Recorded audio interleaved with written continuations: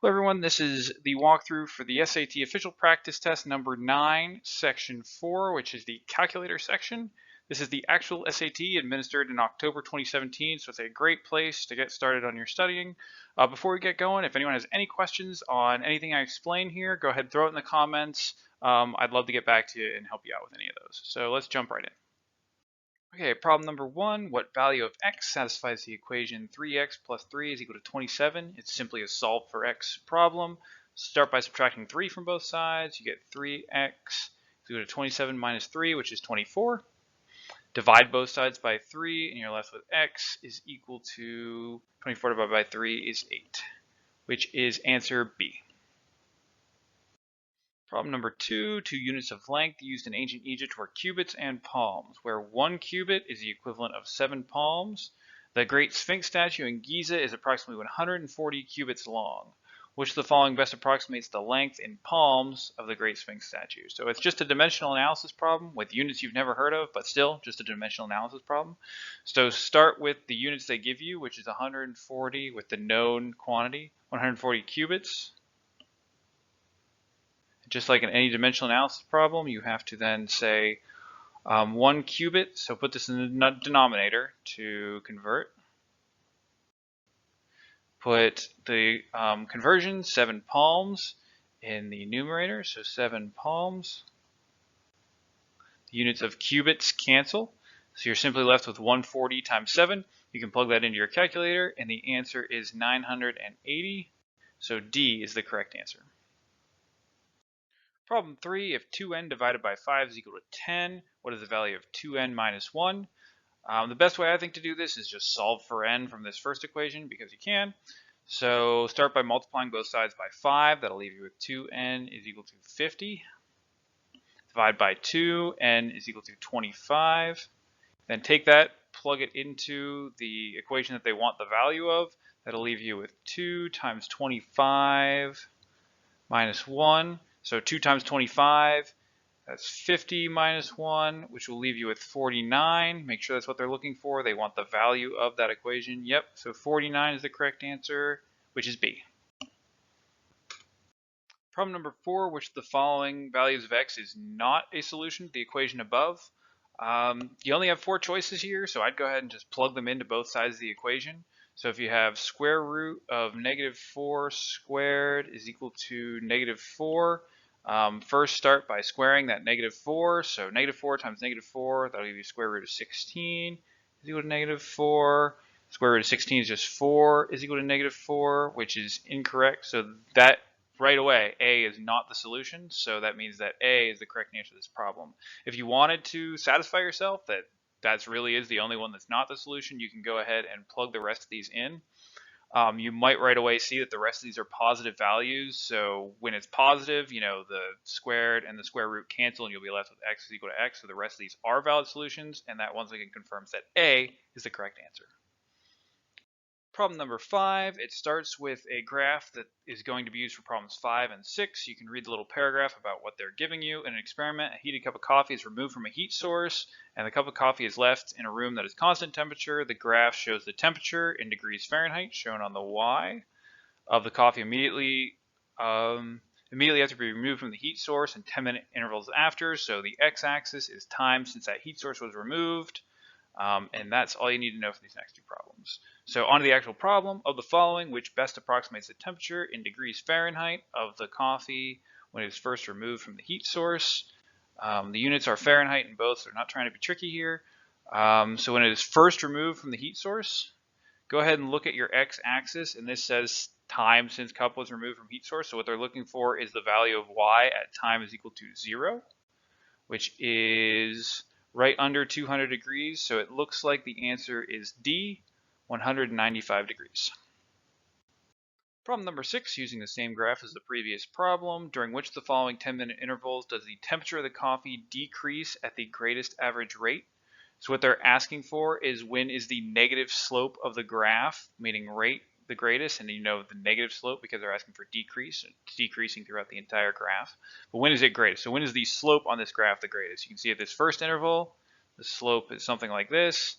Second interval slope, something like this. So the slope is continuously slowing as time goes on. It's becoming more flat. So the greatest slope is this first interval here, which is the time between 0 and 10 minutes. So that is answer A is correct. A between 0 and 10 minutes. Problem 7 gets into geometry, and the figure above, AD, intersects with BE at C. If X is equal to 100 degrees, what is the value of Y? Now there's two geometry principles you need to know to solve this one. The first is that all the three angles of a triangle have to equal up to 180 degrees. And the second is that at an intersection point, such as the one at C, the angle here must be equal to the angle here. So you have two of the three angles in this triangle ABC, and you know they must equal 180, so you have 100 is the known X, plus 20 is known at A, plus this unknown, we'll just call it Z for now, is equal to 180. So you have 100 plus 20 is equal to 120. So that means that Z is equal to 180 minus 120 is equal to 60. So go ahead and write that in. You have 60, and then we use our other principle. This angle here must also be equal to 60. And now you can do the same thing for triangle CDE, where you have 60 plus 40 plus Y is equal to 180. 60 plus 40 is equal to 100, plus Y is equal to 180. So I have Y, 180 minus 100 is equal to 80. Let's Y is equal to 80. What is the value of Y is what the problem is looking for, which means that your answer is C, 80. For problem 8, looks like we're back to graphs. The line graph in the XY plane below models the total cost in dollars for a cab ride, Y. The total cost in dollars is Y in a certain city during non-peak hours based on the number of miles traveled, X.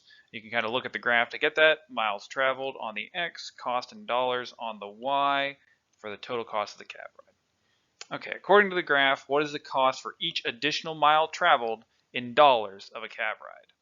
So when they say each additional mile traveled, they basically want you to ignore what the intercept is, and they're asking just about the slope. So for every 1 unit, each X on here is an additional mile traveled. So you can just take, okay, from 0 to 5 miles, what is the rise of the graph from 0 to 1 mile? So you start at your final Y is 5, minus your initial Y here is 3, is equal to 2, which means that the cost of that mile was $2. And that holds true as linear, so that's true. You could do this at any point. You could say from 1 to 2 miles, you're going from 7 minus 5, also equal to 2. No matter where you take this slope measurement on this line, you'll always come up with 2, which means that the cost of each additional mile is $2. The answer is A. On to problem 9. On a Tuesday, a local gas station had 135 customers. The table above summarizes whether or not the customers on Tuesday purchased gasoline, a beverage, both, or neither.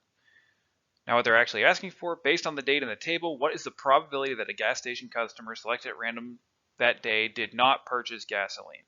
The most important thing to realize here is what they're asking for is what is the probability that the person did not purchase gasoline? You can forget about whether they purchased a beverage or not. It doesn't matter to the answer. So all you care about is this row of the table here, gasoline not purchased. The total number of people who did not purchase gasoline was 50. The total number of people who were at the gas station at all was 135. That means that the probability that you pick someone out and they did not purchase gasoline is 50 over 135. And the answers are in that fraction form, so it's D. 50 over 135 is the correct answer. Problem number 10. A high school randomly selected freshman, sophomore, junior, and senior students for a survey. Of the students selected for the survey, a quarter were freshmen, a third were sophomore, half of those remaining were juniors. So they give you the total number of students, and they want to know how many were seniors. I'd go ahead and set up a little bit of a table here where you compute freshmen, sophomores, juniors, and seniors, because that's the order they give you the information in. So for freshmen, 1/4 Of the total, 336 were freshmen. So this is a calculator section, so you can throw exactly that into your calculator, and you come up with 84 freshmen were in the survey. Exact same thing for sophomores. You do 1/3 of the 336 were sophomores. You can throw that in your calculator. Comes up with a round number. 112 were sophomores. For juniors, it gets a little more complicated. So it's half of the remaining students were juniors. So you go back to your total was 336. Subtract out the freshmen. Subtract out the sophomores. And you're left with, throw that in your calculator, you're left with 140 juniors and seniors. So you're left with half of 140 for the juniors is equal to 70. And for the seniors, you can kind of do it two ways. You can recognize that if half of the remaining were juniors, then all that's remaining is half of the remaining also has to be seniors. So the other half, and that will bring you to 70. Or if you don't recognize that, you can take, your total, and the rest, so you can do your total, 336, minus freshmen, minus juniors, minus sophomores, minus juniors, and come up with your total of 70 for your seniors. Just verify that is what they're looking for. How many were seniors? That's correct. So your answer is D, 70. We've come to problem 10, so I just want to remind you, if you're finding this video helpful, please give me a like or a subscribe. And of course, we're getting into harder questions here, so if you have any questions or just want to ask about the way I solve something, go ahead and throw it in the comments. Question 11, plant A is currently 20 centimeters tall. Plant B is currently 12 centimeters tall. The ratio of heights of plant A to B is equal to the ratio of heights of plant C to plant D.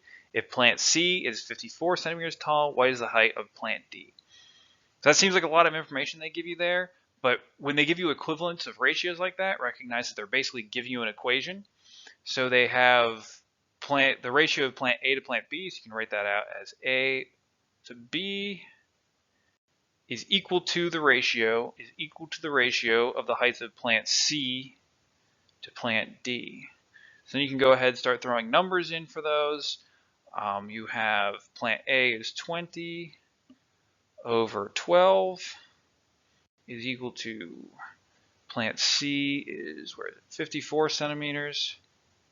54 over plant D is what you're looking for. So you have D here. Go ahead and solve that equation for D. So you'd have D is equal to 54. So basically I multiply both sides by D. Now I have 54 and I'll multiply both sides by this 12 over 20. So 54 times 12 divided by 20. You can throw that straight in your calculator or in the calculator section here. And what you come up with is 32.4, which is answer A. Problem 12. Biologists found a new species of pale shrimp at the world's deepest undersea vent, the Baby Vent Field.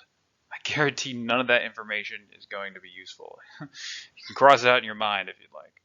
Okay, the vent is 3.1 miles below the sea's surface. Approximately how many kilometers below the sea's surface is the vent? So it's just a straight dimensional analysis problem. You're given 3.1 miles. They want it in kilometers. So you need to put miles in the denominator. They give you the conversion here. So you have 0.6214 miles equal to 1 kilometer. The unit of miles cancels out. You're left with 3.1 divided by 0.6214, 6214, kilometers. Plug that into your calculator. You come up with 4.98 kilometers. They're not at, check if they're asking you to round up or down. They're not, they're just asking for approximately. So this is very close to 5. So you're equal to 5 kilometers, which is answer D. Problem 13, a cargo helicopter delivers only 100-pound packages and 120-pound packages. For each delivery trip, the helicopter must carry at least 10 packages, and the total weight of the packages can be at most 1,100 pounds. What is the maximum number of 120-pound packages the helicopter can carry per trip? Okay, so let's go ahead and define the number of 100-pound packages as X and the number of 120-pound packages as Y. And what they're giving you here is basically a system of equations. So first, you know that they must carry at least 10 packages. So you know that X plus Y, let's say they go to the maximum every trip, is equal to 10. And you also know that those can only equal 1,100 pounds max. So you have X is our 100-pound bags, X times 100, we'll write it as 100X, plus 120 pounds times the number of packages Y is equal to 1,100. So at this point, you can go ahead and solve the first equation for, we're looking for the number, solve this for X. So you have X is equal to 10 minus Y. So plug that into your other equation. You have 100 times 10 minus Y plus 120 times Y is equal to 1,100. Solve for Y. Y is our number of 120-pound packages. So you have 1,000 minus 100Y plus 120Y is equal to 1,100. Subtract off 1,000 from both sides and do this equality right here. So you have negative 100 plus 120 will leave you with 20Y. And 1,100 minus 1,000 will leave you with 100. So Y is now 100 divided by 20, which is simply 5. And that is Y. Let's check ourselves here. Y is your number of 120-pound packages. What is the number of 120-pound packages the helicopter can carry? Yep. So Y is equal to 5. Your correct answer is C, 5. Problem 14, a company purchased a machine valued at $120,000. The value of that machine depreciates by the same amount each year, so that after 10 years, the value will be $30,000. Which of the following equation gives the value V of the machine in dollars T years after it was purchased for the period of 0 to 10 years, basically. So you can go ahead and calculate what the slope is here. I'd recommend you don't have to do that. You can just look at these the answers they give you and go by process of elimination.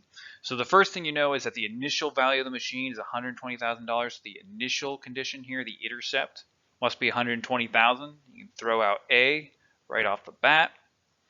The only difference between the remaining equations is the slope. It's either negative 9,000, positive 9,000, or negative 30,000.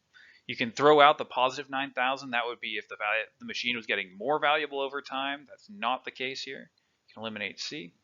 So the next one would be satisfying this. Your next clue is what satisfies this $30,000 after 10 years. So if you plug in 10 years for T, we'll start with D for instance. So if you plugged in 10 here, you'd come up with negative 300,000 here, which would mean the machine would be worth a negative value. At 10 years, that's not the case. The machine is worth $30,000 after 10 years. So you can eliminate D, which leaves you with B as the correct answer. Problem 15, line M in the XY plane contains the points 2, 4, and 0, 1, which of the following is an equation of line M.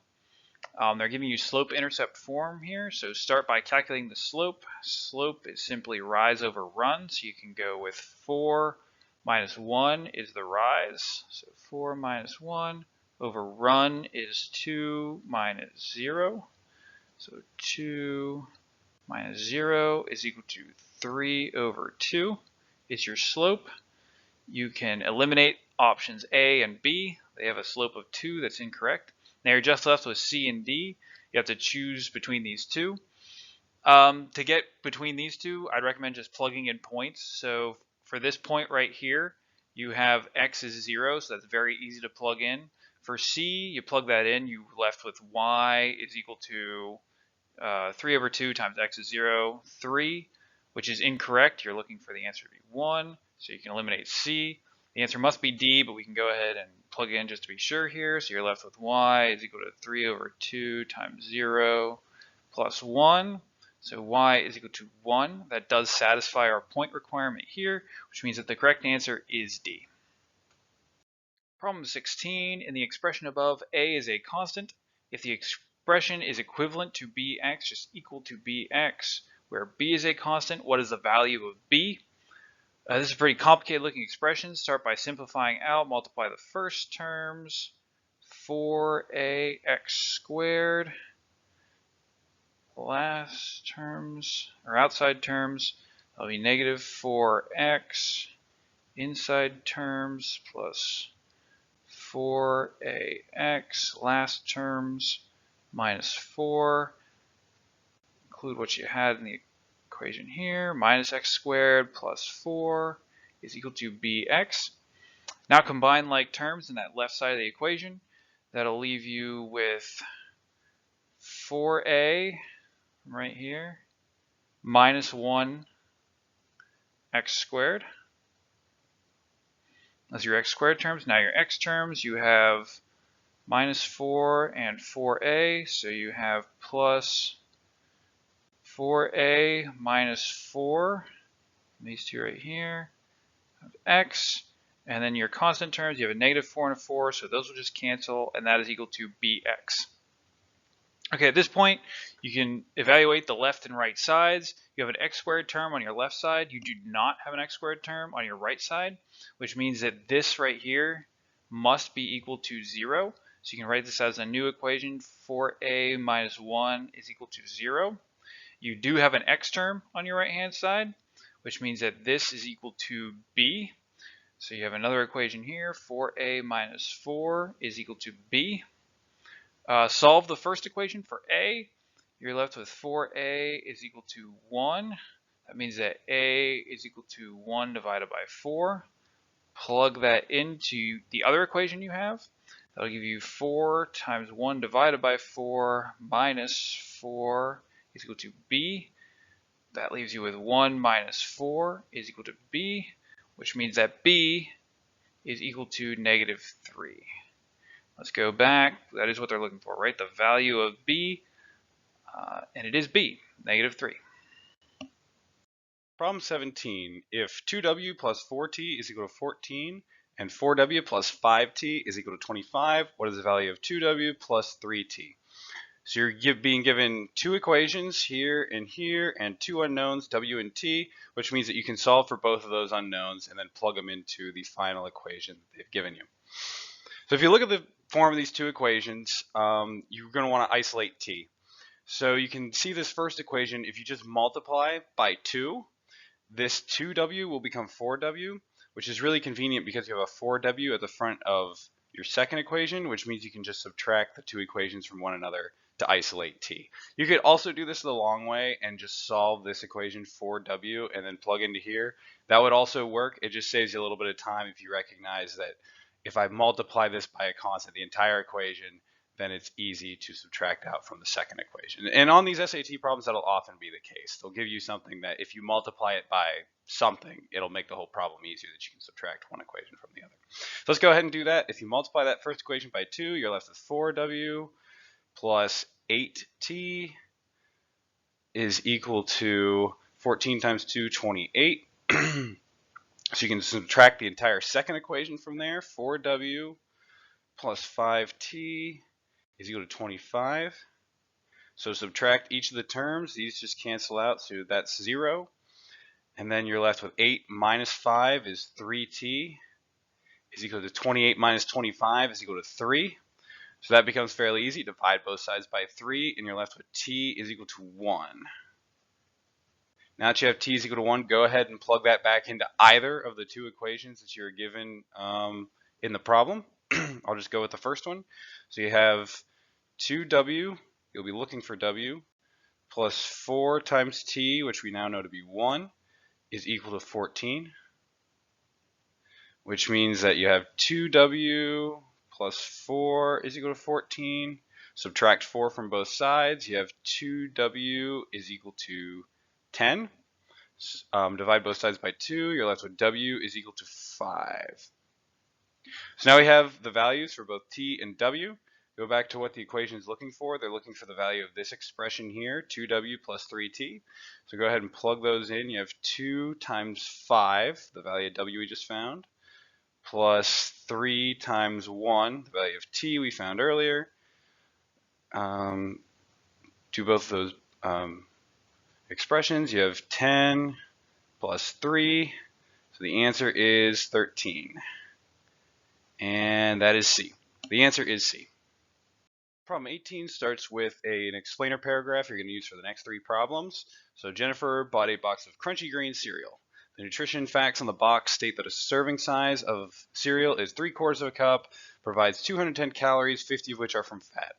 In addition, each serving of the cereal provides 180 milligrams of potassium, which is 5% the daily allowance for adults. And you're going to see one of these kinds of problems, at least one of these problems on the SAT, where they give you one big paragraph that has a lot of information you're going to use over multiple problems. When you see that, don't get too caught up in trying to understand that whole paragraph. Just read it once so you kind of understand what's in there. Then go to what the problem is asking for before you waste too much time understanding the paragraph, because odds are you're only going to need one bit of that information for each problem you're being asked. So let's look at the actual problem now. 18. If P% of an adult's daily allowance of potassium is provided by X servings of crunchy green cereal per day, which of the following expresses P in terms of X? So what they're asking for is which of the equations they give you in the answers expresses the percentage of daily allowance of potassium you get for the number of servings you eat. So let's think about X being, let's say you eat 1 serving of cereal. X is equal to 1. In reading through your sentence, they say it's 3/4 of a cup. You don't care how big each serving is. Calories you don't care about. You don't even care about how many milligrams of potassium you're getting. All you care about is at the end is that 1 serving, each serving of the cereal is 5% of the daily allowance for adults. That's all you need to read out of that paragraph for problem 18. So if you were to eat 1 serving, X is equal to 1, that means the percentage of potassium you have, P, is equal to 5%. Right? And you can think through this in your mind. If you were to eat 2 servings, X is equal to 2, the percentage of potassium would be equal to 10%, etc. But all you really need is that if you eat 1 serving, you've gotten 5% of your amount of potassium. So then you can start looking over at the possible answers and plug in this X is equal to 1 into each of these answers and calculate P. So for this first one, and because it's 1, it's pretty easy. So P is equal to 0.5. And B, P would be equal to 5, and C, P would be equal to 0.05, right? Anything to the power of 1 is just itself. And D, P is equal to 1.05. And we just said when you have 1 serving, you have 5%, so P is equal to 5, which means that B is your correct answer because P is equal to 5. Problem 18, using the same explainer paragraph as the previous problem. On Tuesday, Jennifer will mix crunchy green cereal with super green cereal for her breakfast. Super green cereal provides 240 calories per cup. If the total number of calories in 1 cup of Jennifer's mixture is 270, how much super green cereal is in 1 cup of the mixture? Before we get into this, I want to point out this is another thing you're going to see commonly on the SAT where they have mixtures and they're asking you something about that mixture. Usually what they're getting at is you're going to have 2 expressions with 2 unknowns or 3 expressions with 3 unknowns, usually 2 with 2, that you then have to substitute in to find one variable, one unknown in that expression. And we'll walk through all that. Just know that this comes up commonly on the SAT in one form or another. So let's start with the problem gives you 240 calories per cup for this super grain cereal. The explainer paragraph, you probably have to read through it once again to pull out the relevant snippets, and it's right here. It's that this 3/4 of a cup provides 210 calories. You don't care what's the percentage from fat. You don't care about the potassium in this problem. All you care about is what I've circled here. So they give you calories per 3/4 of a cup, but the super grain was given in calories per cup. So just convert, which is really easy. All you do is write out what they gave you in the text as an expression, 210 calories per 3/4 of a cup. And you can go ahead and throw that right into your calculator. 210 divided by 3 divided by 4. You might also think about this in terms of 210. This is in the denominator, so you could multiply it by its inverse. So 210 times 4 divided by 3, both work, will give you 280 calories per cup for the crunchy grain cereal. So you have 280 calories per cup from the crunchy grain. You know 240 calories per cup from the super grain. So what's the first expression you can make from the information given in the problem? And it's that Jennifer has 1 cup of this mixture. So the total amount will be the amount of crunchy grain cereal plus the number of cups of the crunchy grain cereal plus the number of cups of the super grain material is going to equal 1. So that's the first expression. And what you want ultimately is the super grain. That's what they're asking for, right? How much super grain cereal is in 1 cup? So solve this problem for C because you're going to plug C into the next expression you're going to make. So rearrange this to be C is equal to 1 minus S. Leave that there for a second. The next information that you're given is, the next expression you're given is that the total amount of calories in the mixture is 270. So that'll give you 270 is equal to the amount of crunchy grain cereal. So we know that's 280 calories per cup, so 280 times C plus the super grain cereal was 240, so 240 calories, the amount of S. You can take the equation we just did up here, plug it in for C, then your expression will just be left with S, which you're trying to solve for. So you have 270 is equal to 280 times 1 minus S plus 240 S. Go ahead and simplify this expression here. That'll be 270 is equal to 280 minus 280S plus 240S. Simplify your S's here. So you have 270 is equal to 280 negative 280 plus 240, you'll be left with negative 40S. Subtract 280 from both sides. That'll give you, oops, I forgot an S here. That'll give you negative 10 is equal to negative 40S.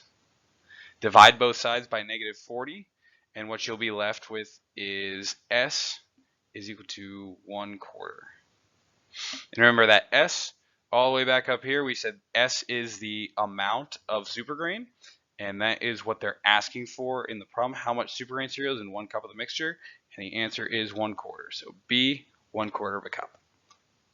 Problem 20, last one from this explainer paragraph, last one with the cereal, thank goodness. Which of the following could be a graph of the number of calories from fat and crunchy grain cereal as a function of the number of 3/4 cup servings of the cereal? So take a look at these graphs you're giving you. They all have the same axes, number of 3/4 cup servings on the X, calories from fat on the Y. So take a second. Whenever they give you graphs like this, it's good to think about 2 things. One is first the intercept, and second is the slope. And sometimes from just one of those things, you'll be able to tell what the correct answer is. In this case, the intercept here is saying that for what is the intercept? Think about that for a second. So number of 3/4 cup servings. At the intercept, it means you haven't eaten any cereal, right? You've eaten 0 servings of this cereal. So would it make sense that if you've eaten 0 servings of the cereal, you've taken in 0 calories, right? You haven't eaten anything, you've gotten 0 calories. That makes a lot of sense. The intercept should definitely be 0, 0. So look at the rest of the graphs. Here, they're saying if you eat, for B, they're saying if you eat 0, you'd be at some positive calories. Doesn't make any sense. Again, they're saying if you eat 0 in C, you'd be at positive calories. Does not make sense. And D, same thing. The intercept is not 0, 0. None of those make any sense at all. The only one that makes sense is A, because you have 0 servings when you have 0 calories, and that's the correct answer. You can stop right there and move to the next problem. I also mentioned that the other thing to look at is slope. In this case, it makes sense that as you eat more servings, you should be getting more calories from fat, so it has to have a positive slope, and that's true of A and B. C and D don't make any sense. This would mean you're getting less calories from fat as you ate more, and this one would be constant. Neither of those are correct. A and B work in terms of slope, but A is the only one where the intercept makes sense. So the answer is A. Problem 21, the graph the exponential function h in the xy plane where y is equal to h as a function of x is a y-intercept of d, where d is a positive constant. Which of the following could define the function h? So that's a lot, and you'll probably have to read it a couple times. The most important thing to realize is they're giving you, is this information right here, has a y-intercept of d, and they're basically defining a point when they do that. Because the y-intercept also always means where x is equal to 0, so there's your x, and then there's this y is equal to d. So there's a point that they've defined. So what you can do is plug this x is equal to 0 in for each of your possible answers and see where, when you plug that in, y is equal to d. So let's go ahead and do just that. So plug in 0 here. That's a -3 times d to the power of 0. Anything to the power of 0 is 1. So this will become 1. And that's h of x is equal to -3. So that's not what we want. We know that the y-intercept is d, so we're looking for y is equal to d. That A is not correct. For B, you're left with 3 times 0 times d. That will leave you with 0 all around. That would be y is equal to 0. That's incorrect. We're looking for y is equal to d. In C, we'd be left with d times 0 to the power of 3. Once again, that just becomes 0. We don't want 0, we want d. So hopefully answer D works out. This will be d times 3 to the power of 0. As I said above, anything to the power of 0 is equal to 1, so that'll be equal to d times 1, which is just equal to d. And that's what we're looking for, y is equal to d, which means that D is the correct answer. Problem 22, the weight in pounds for 15 horses in a stable were reported, and the mean, median, range, and standard deviation for the data were found. The horse with the lowest reported weight was found to actually weigh 10 pounds less than its reported weight. What value remains unchanged if the 4 values are reported using the corrected weight? Basically what they're saying is you have a list of weights for 15 horses, the lowest number is revised down, which of these numbers does not change? Now, if you're comfortable with mean, median, range, standard deviation, you probably don't have to write out a list of weights. You don't have to think too much about it, and you can come up with the right answer. But you'll see one of these per SAT. So I'm just going to write out a kind of a made-up list here and explain what each of these means for anyone who's a little bit rusty on it, and I think it'll really help you do these problems in the future. So again, you wouldn't have to actually write out this list on the SAT. I'm just doing it here sort of as an instructional tool. So let's say you have a list, the 15 horses, it's sorted from lowest to highest. So you have horse 1, 2, 3, 4, 5, 6, 7, 8, 9, 10, 11, 12, 13, 14, and 15. And I have no idea what horses weigh. So I'm going to say the lowest horse weighs, their initial weight was 1,000 pounds. And that each horse after that weighs 10 pounds more. I'm just making that number up. So horse number 2 weighs 1,010 pounds. Horse number 3 weighs 1,020 pounds. And so on and so forth until horse 15 weighs, what would that be, 150 pounds. 1,150 pounds, rather. So we're going to go through each of these numbers and say what they mean. So the mean would be 1,000. It's the average, right? Mean means average. So to actually calculate that, you'd have 1,000 plus 1,010 plus 1,020, etc., divided by 15. And what they're saying they're revising is they're making this 1,000. It was 10 pounds too heavy, so it's now 990. So what happens if you change everything that you were calculated 1,000, you made that 990? That obviously changes the value of the mean, right? You change a number in the numerator, you're still dividing by the same thing in the denominator, you're going to change the number. So mean is incorrect. That will change when you change the weight of the lowest horse.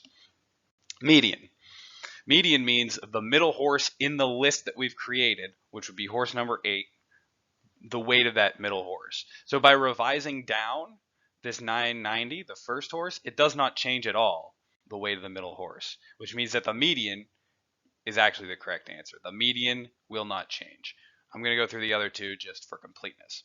So the range means the weight of the largest horse minus the weight of the lightest horse. So it would be, originally it would have been 1,150 minus 1,000 to get your range. But now they're revising the lowest horse to be 990, and that obviously changes the range.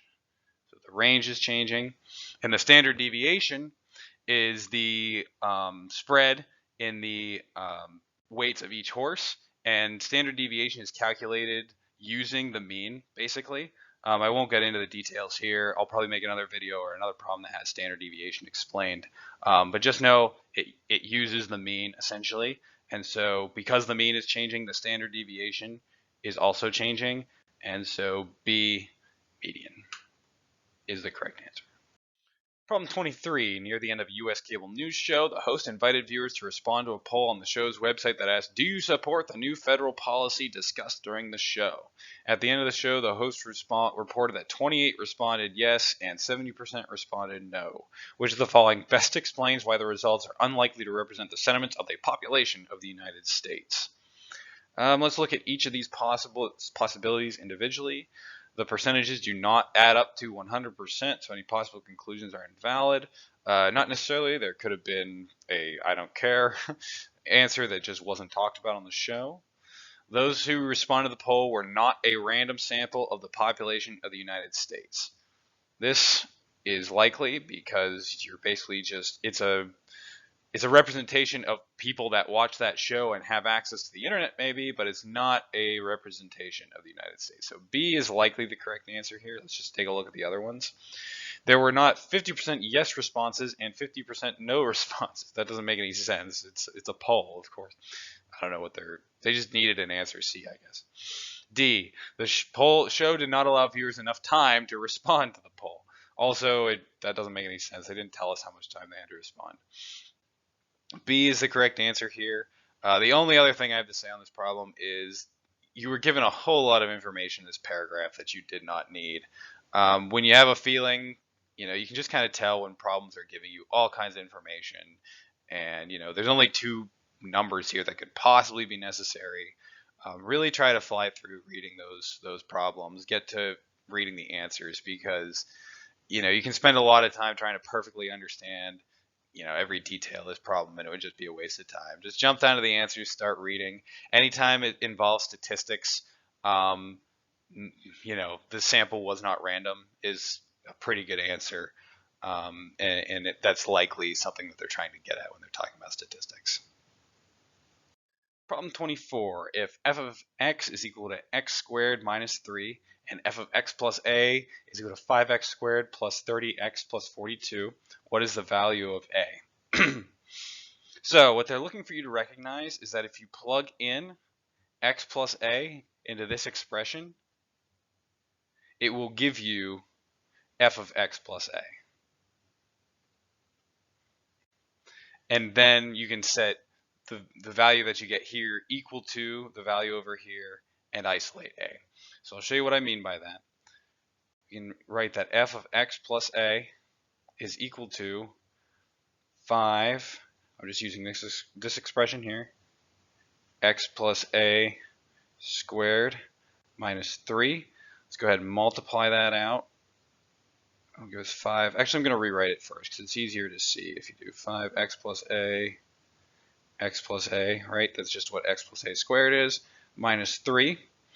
So now do your FOIL first, outside, inside, last, and you'll be left with 5 is equal to first x squared plus inside and outside will be plus 2ax, and then your last terms, that'll be a squared minus 3. Go ahead and multiply that 5 through. That will be 5x squared plus 10ax plus 5a squared minus 3. Okay, so recognize at this point what we've been solving for is f of x plus a. So these two expressions are now identical. So you can bring this equation down and write it on the left-hand side. You have 5x squared plus 30x plus 42. And now what we need to do is solve for a. So the low-hanging fruit here is we have 5x squared on both sides. We can just subtract 5x squared from both sides, make our life a little easier, and bring this negative 3 over to the left-hand side to get all our constants on the same sides. So let's go ahead and rewrite that all now. 30x, 42 plus 3 plus 45 is now equal to 10 ax plus 5a squared. I see a bunch of numbers that end in 5s and 0s, so go ahead and divide by 5 to make everything look a little nicer for you. 30 divided by 5 will be 6x plus 45 divided by 5 will be 9. 10 divided by 5 will be 2ax plus, we're dividing by 5, so just a squared here. Okay, now we have one term that has x. On both sides, we have one term that has x and one term that is just a constant. So at this point, you can do this, you can solve for a in two ways. 6x has to be equal to 2ax, and 9 has to be equal to a squared. So we'll do both just to confirm that our math is right, that we did that equation right. So the first you can write out 6x is equal to 2ax. You can divide both sides by x. That'll leave you with 2a is equal to 6, which means that a is equal to 3. And that would be enough to solve the problem right there. But like I said, we can also check 9 is equal to a squared, which means that a is equal to the square root of 9. So a is equal to 3. And those match, which is good. Go over, look at your list of possibilities, and you have C. What is the value of a? It is 3. C is the correct answer. Problem 25, if sine of x is equal to a, which of the following is true for all values of x? And they give you some options here. There's kind of two ways to come at this problem. The first is to recognize that one of these is kind of a fundamental definition of sine and cosine. The other is a more brute force method. I'll start with explaining the sine and cosine route. So give yourself a right triangle. Thinking through this. If you're really handy with geometry, you might be able to do this all in your head and just circle the right answer and get on with it. If not, draw out a triangle. Let's say that here's what they're asking for. So x, and they're saying sine of x is equal to a. So let's give each of these edges a letter name. So we'll call this h for the hypotenuse. We'll call this side m. We'll call this side n. What they're actually looking for is sine of x is equal to a, which in this case, so sine is opposite over hypotenuse. So you have m over h. And now let's think about this third angle here. So all the sides of a triangle must equal 180, which means that when you think through that, this must be equal to 90 minus x, because you already have a 90 in this corner. You have x over here, which means that this corner must be 90 minus x. So let's think through the cosine of this. So we need to find what equals a here. So you have cosine of this angle, which is 90 minus x, is equal to, we're looking for it to be equal to a, which is equal to adjacent m over hypotenuse, m over h. We find that these are equivalent here, which means that these are also equivalent, and that will leave you with the answer of C. Now that's kind of tricky because it sort of relies on you already knowing a lot about sine and cosine and sort of seeing some things, just sort of having it come naturally. It's possible on the SAT, you're not thinking that way, it's tough, you know, you're trying to get through as quickly as possible. Another way to solve this problem, like I said, is the brute force method, which is you have a calculator with you. Brute force gets a lot easier on the calculator section.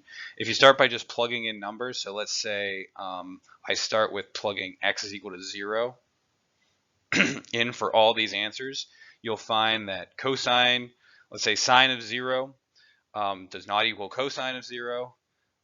sine of 90 obviously does not equal sine of 0. The only one that'll trip you up is for 0, sine of x squared will equal sine of x because they're just still 0. So you'll be left with C and D as possible answers. At that point, you can then say, okay, well, let's try x equal to 90. At that point, you can forget about, you don't even have to do A and B again because 0 didn't work. But if you plug in 90, you'll find that this cosine of 90 minus 90 is equivalent. But sine of 90 squared is not equal to sine of 90, basically. So D, you can cross it out, and you'll be left with C as your correct answer. Problem 26. The quadratic function above models the height above the ground h in feet of a projectile x seconds after it has been launched vertically. If y is equal to h as a function of x is graphed in the xy plane, which of the following represents the real-life meaning of the positive x-intercept of the graph? Okay, so I recommend starting by just setting up your axes as they've described them, because they use a lot of words like y is equal to h of x in the xy plane. Just make sure you understand what your axes are and what they're asking for. So on the x, we're talking about seconds. And on the y, x seconds, on the y, we're talking about height, h in feet. We're talking about height. And what the question is looking for is which of the following represents real-life meaning of the positive x-intercept of the graph. So what that means is on the positive side, so in seconds is positive. So none of this over here has any meaning because this is negative time essentially. When the graph intercepts here, and let's not even think about what that graph looks like, when it intercepts the graph, when y is equal to 0, so h is equal to y is equal to 0, what's the physical meaning of that? And it's pretty easy to see, okay, height is equal to 0, that means we're on the ground. So which of the answers here represents that reality? And you can kind of jump to the one that does, but I'll read through each of them.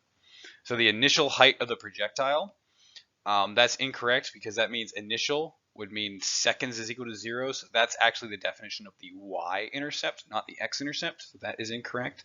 The maximum height of the projectile, that would be, so I'll go ahead and draw, and we know this is a quadratic function, so we know it'll look something like that, really. So the maximum height would be here. That's not at an intercept. That's incorrect. The time at which it's maximum, the projectile reaches its maximum height, that's incorrect. That would be something like this. The graph is not at the x-intercept. That's incorrect. And like we said, the x-intercept is when y is equal to 0, h is equal to 0. The correct answer is D, the time at which the projectile hits the ground.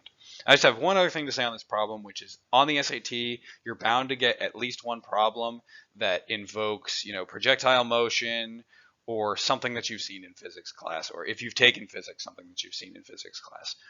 Resist the temptation to start pulling in, other equations about projectile motion. That's kind of what they're looking for you to do. They're looking to trap you into, pulling in other information.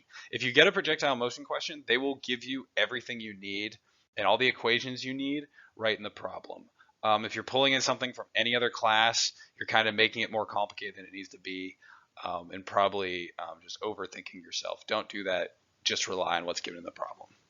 So, all that said, the answer here is D.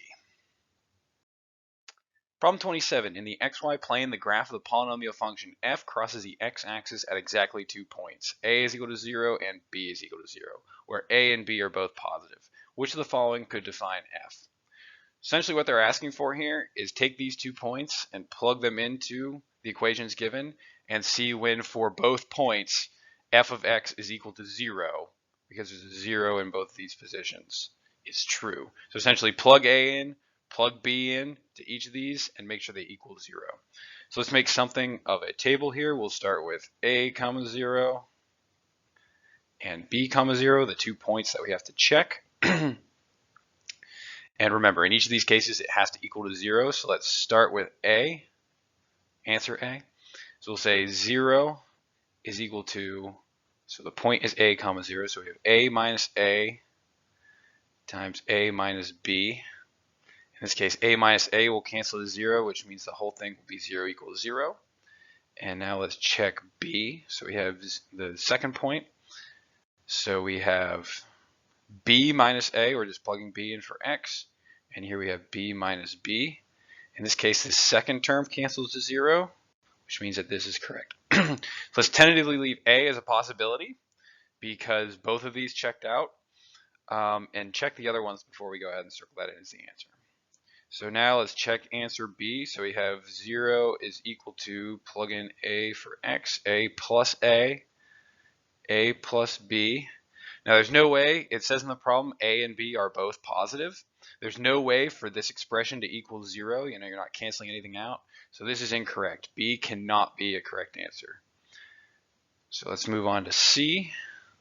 0 is equal to a minus a plus b. In this case, the a is canceled to 0. This one's correct.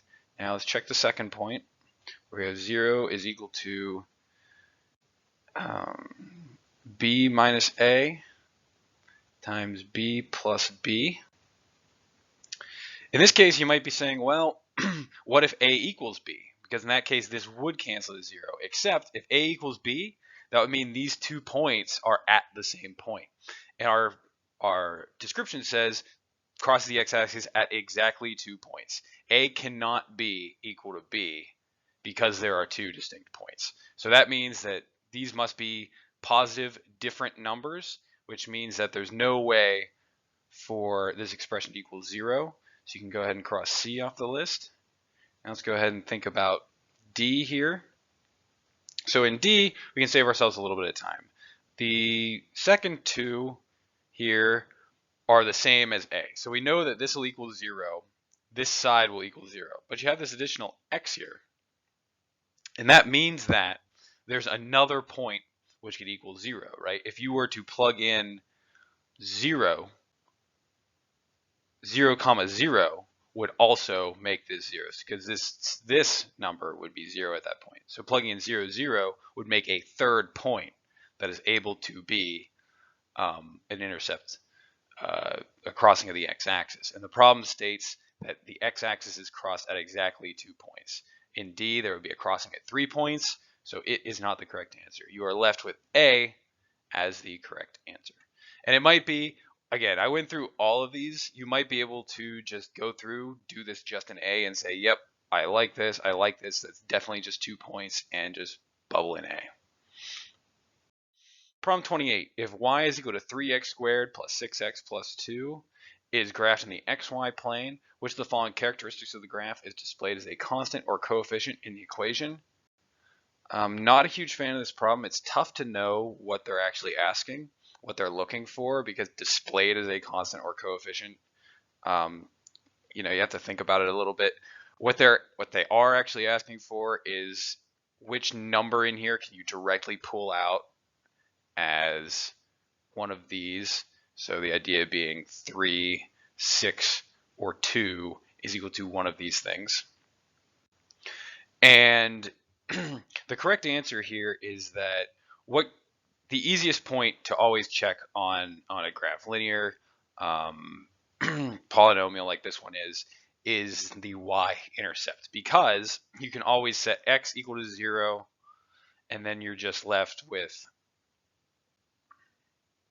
because x equal to 0 defines the intercept, you can just set x equal to 0, and then you'll be left with y is equal to the intercept. And that's indeed the case here. When you set x equal to 0, 3x squared is eliminated, x squared is eliminated, and you're left with y is equal to 2, which is the y-intercept. So that is the correct answer to this problem. C, y-intercept. Problem 29, the scatter plot above shows the federal mandated minimum wage every 10 years between 1940 and 2010. A line of best fit is shown, and the equation is y is equal to 0.096x minus 0.448. What does the line of best fit predict about the increase in the minimum wage over the 70-year period? And what they're testing here is just that you know what you're doing with the y is equal to mx plus b form of the equation, where m is your slope, b is your intercept. So your slope here is 0.096, your intercept is 0.48. So let's see what they're asking about in the answers. Each year, the average increase, and remember, average increase just means the slope of that line, average increase. So each of these answers is in relation to the slope. So let's take a look at A each year. So that's correct. The slope here in our equation, M is equal to rise over run, which is change in wage over change in years. So each year between 1940 and 2010, the average increase in minimum wage 0.096. So you're just saying, is that the slope? It is. So A is the correct answer, but we'll just go through the rest of them to eliminate them and make sure that we're correct in A. Each year between 1940 and 2010, the average increase 0.049. No, that they're looking to trip you up with the intercept and see if you think the intercept is a slope. That's not correct. Every 10 years between 1940 and every 10 years between 1940 and 2010. That's the difference in both C and D. I mean, D you can cross off right off the bat because this, again, is the intercept, not the slope. In C, when they say that every 10 years, technically what that would be is like multiply the slope by 10. But I think really they're just trying to trip you up with this every 10 years because these points on the graph are really every 10 years. Don't fall for it. Be confident that the slope is change over years. So each year is the correct wording there. And A is the correct answer. Problem 30, the scatter plot above shows a company's ice cream sales, D in dollars, and a high temperature T in degrees Celsius on 12 different days. A line of best fit for the data is also shown, which of the following could be an equation of the line of best fit. And just like the last problem, they're testing your knowledge of y equals mx plus b, the slope-intercept form of a line, where m is the slope and b is the intercept. So we can start by calculating that slope m. Remember, slope is equal to rise over run. Pick 2 points, 2 convenient points off the graph. I'm going to pick where it's y is equal to 900 and where y is equal to 500. So that's 900 minus 500 on the rise. And the run, that looks like it's approximately 24.2 minus, call it 12.2. Calculator section, so you can go ahead and throw that in. You'll end up with 33.33, repeating of course. At this point you can compare that to the equations that they give you, just looking at the slope. 0.03, that's an incorrect slope. 10 is an incorrect slope. 33, that pretty much matches our 33.3 for just picking points off. So that means that C and D are still in the running. At this point you have to look at the intercept. And this graph here, the way they've given it to you, can be tricky because notice that the temperature starts at 10, and what you really care about is where this line intercepts the y-axis, where temperature is equal to 0. So that would be, way off. So you really have to replot this in your mind, where you have a plot that looks like this, and you have, 0, 2, 4, 6, 8, 10, and it doesn't even line up. And then where does this line up in terms of 400, 300, 200, 100, where does that actually end up? It's very clearly going to be much less than 300 because it'll be way down, here-ish. So this one is incorrect. 84, obviously we just sort of scribbled this, or probably more realistically just did it in your mind. And 84 is much closer than 300 to what that intercept will be when you actually plot it down to 0. And so D is your correct answer. Problem 31, note that we're now into the free answer section rather than the multiple choice. In the xy plane above, the circle has center HK and a radius 10. What is the value of K? So you have 3 points defined here, so it sort of calls out to draw a triangle. So go ahead and do that. Triangle here, triangle here. They give you that the radius is 10. So go ahead and label these lines as 10. From the x values they give on these 2 points, that the total line there is 16. And really you want to get to a right triangle to work with, so you can split this right down the middle here. And that total length is 16, so we know that the length of just this side right here is 8. And what they're looking for is K, which is the y value, which is really this distance here. So all you're looking for is basically hide that line on the triangle. Courtesy of Pythagoras, we know that a squared plus b squared is equal to c squared. We have c is equal to 10, b is equal to 8. So we can rewrite this to be a squared is equal to c squared minus b squared. So A is equal to the square root of C squared minus B squared. A is equal to the square root of 10 squared minus 8 squared. And you have the assistance of your calculators. You can plug all that in. What you'll end up with is that A is equal to 6. And you can go ahead and bubble that in. Problem 32, in the xy plane, the line L has a y-intercept of negative 13 and is perpendicular to the line with the equation y is equal to negative 2 over 3x.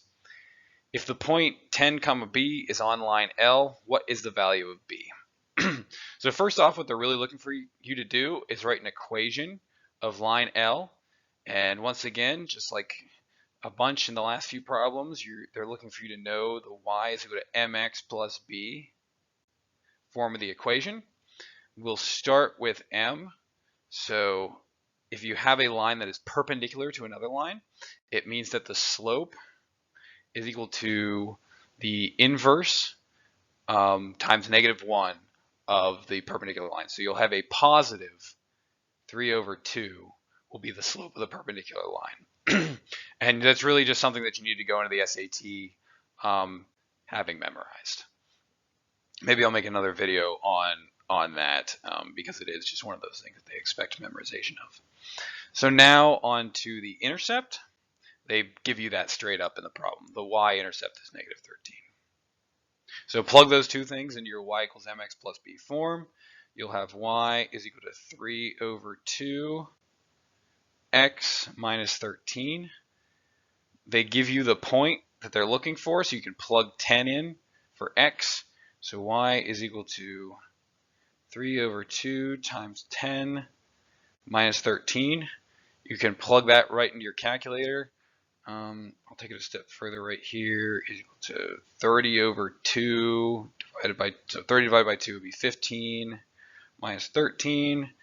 Y is equal to 2. That's the value of B, so you can go ahead and bubble that in. Y is equal to 2. Problem 33. Human blood can be classified into 4 common blood types, A, B, AB, and O. It is also characterized by the presence or absence of the rhesus factor. The table above shows the distribution of blood type and rhesus factor for a group of people. If one of those people who is rhesus negative is chosen at random, the probability that the person has blood type B is 1 over 9. What is the value of X? Okay, so there's a lot of text there. You'll probably have to read it twice. When you have a problem that's a lot of text like this, one of my tricks is read the last sentence a few times and see if there's anything from the previous sentences that you can eliminate. In this case, the first sentence begins with if one of those people who is rhesus negative. So that tells you that you can eliminate, you don't have to worry about this row of people who are rhesus positive. It's not going to influence your answer. So what are they looking for? It's chosen at random. The probability that the person has blood type B is 1 over 9. So what is the value of X? And just a quick, what is the value of X? It's the number of people who are rhesus negative who have blood type O. So let's go back to this 1/9. We know that in a random sample, the one person you choose has a 1 in 9 chance of being blood type B. So in the actual sample that you're drawing from, you have 2 people who are negative in blood type B. So we'll put 2 in the denominator here. In the denominator, it's your full sample. So it's the 7 people who are A, plus the 2 people who are B, plus the 1 person who is AB, plus this unknown number who are O. And that's what you're looking for, is solving for this X. And when you look at the equation here, you can find that you can isolate and solve for X to get your answer just from what you've written here. So let's go ahead and write out 1 divided by 9 is equal to 2. Let's simplify that denominator. 7 plus 2 plus 1 is 10 plus X. Let's multiply that 10 plus X into the left and 9 into the right. So that'll come out with 10 plus X times 1 is just 10 plus X is equal to 9 times 2 is 18. That'll leave you with subtract 10 from both sides. X is equal to 18 minus 10, which is just 8. And that is your correct answer. Go ahead and bubble it in. Problem 34. Again at the end, I'm losing my voice, but we're going to power through. Problem 34. Based on the graph above and how many of the games played, did the soccer team score goals equal to the median number of goals for the 29 games? So they give you that the number of games is 29, which means that the median game, if they're ordered from lowest goals to highest goals, will be 15 would be the median number, because there will be 14 games below that, 14 games above that. The 15th game will be the median. So when you look at a chart like this, recognize that they're basically just giving you a list in chart form, in bar graph form. So you can imagine you have a list that's position 1, 2, 3, 4, etc. And the way to take data off the graph would be to look at, position 1 is 1 goal, position 2 is still 1 goal, position 3 is still 1 goal, etc. All the way up until you get to position 9. You'd be to 2 goals, whereas position 10 and 11, you'd still be at 2 goals, etc., and so on. Now, you don't actually have to write that list out in your SAT. Just I wanted to explain quickly that that's what they're representing in this bar chart. That might help you out to think about this. So you have to start here. In how many of the games played did the soccer team score goals equal to the median number of goals? So you have to figure out what the median number of goals is first. So again, we're looking for the 15th position. So let's just count through. We have position 1, 2, 3, 4, 5, 6, 7, 8, 9, 10, 11, 12, 13, 14, 15. So the 15th position, they scored 2 goals.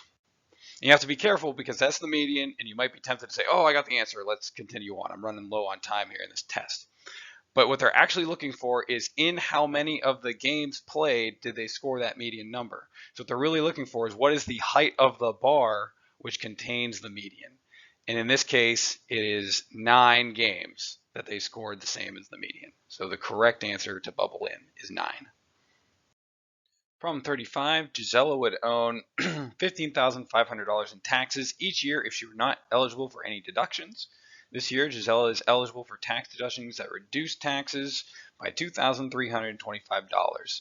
If these tax deductions reduce the taxes Gisela owes this year by D%, what is the value of D?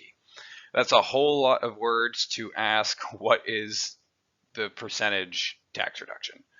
So percentage reduction, really easy to calculate. You just have the amount that is being reduced, 2325, divided by the initial total amount, which is 15,500.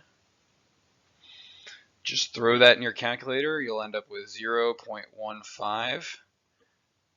Recognize that what they're looking for is the percentage, not the fraction. So multiply that by 100 will get you to 15% deduction. Take a look at the numbers, make sure that seems in the right ballpark. 2,000 divided by 15,000, you're in the ballpark of 15%. Correct answer. Go ahead and bubble it in. Problem 36. The system of equations above has no solutions. If a and b are constant, what is the value of a divided by b? And I'll be honest, when I first looked at this problem, I thought, wow, this might be complicated. For something that has no solutions, I was thinking you'd have to do a not equals to and then solve for a and move around. But then back up for a second and look at what these system of equations really looks like in relation to one another. You're saying what they're asking is that it has no solutions. So if you just plug in 3/4 for a and 1/2 for b, the left-hand side of these equations become the exact same thing. You have 3/4 x minus 1/2 b. But the right-hand side in the first equation equals 12, and the second equation equals 9, which would satisfy that has no solutions. So that means that you can use a is equal to 3/4 and b is equal to 1/2 and satisfy what they've stated in the problem. So what they're actually looking for is a divided by b. And as I just said, you can use 3/4 for a and 1/2 for b. Throw that into your calculator and you end up with 1.5. And that is the correct answer. Questions 37 and 38 are going to use this table here, which the table above shows the number of international tourist arrivals rounded to the nearest tenth of a million to the top 9 tourist destinations in both 2012 and 2013. So the actual problem, 37, based on the information given in the table, how much greater in millions was the median number of international tourist arrivals to the top 9 tourist destinations in 2013 than the median number in 2012, the nearest tenth of a million? So let's start by finding out what is the position. So you have 9 total. So the median position will be 1, 2, 3, 4, 5 will be the median position because you have 4 destinations above, 4 destinations below. So there's the median position. Finally, make sure that these are arranged in a way that's lowest number of arrivals to highest. I mean, just looking quickly, it looks like that's how it's arranged, but look at each number to be sure. So for instance, 26.3 is greater than 24.7, 30.4 is greater than 26.3, etc. This one looks good, good, good, good. These two would need to be switched, and this one's good, good. But it doesn't need to be switched below the median, so it doesn't actually affect it. In these ones, these two would need to be switched. But that is good, good, good, good, good, good. So none of those swaps actually affect these median numbers here. So what they're asking, which turns out to be Italy. So what was the difference between the 2 years? So you have 47.7 minus 46.4. The answer is 1.3 million is the difference, and you can bubble that in. Problem 38, final problem. The number of international tourist arrivals in Russia in 2012 was 13.5% greater than in 2011. The number of international tourist arrivals in Russia was k million more in 2012 than 2011. What is the value of k to the nearest integer? All right, so out of the chart that you're using, the only country you care about is Russia, and the only year you care about is 2012. So you have this value here, 24.7 is the number of arrivals in 2012. So write that here, 24.7 is equal to, so the number of arrivals in 2011 is the value you're looking for. So we're going to call that X right now. And we know that multiplying the number of arrivals in 2011 by 13.5 will bring us to this 24.7. So you need to multiply it by 1.135 because you had more in 2012. So you need the 1.135, which is at 13.5%.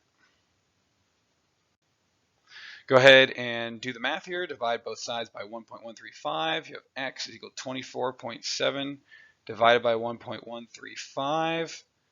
Throw that into your calculator. You've got 21.76 is the number of arrivals in Russia in 2011.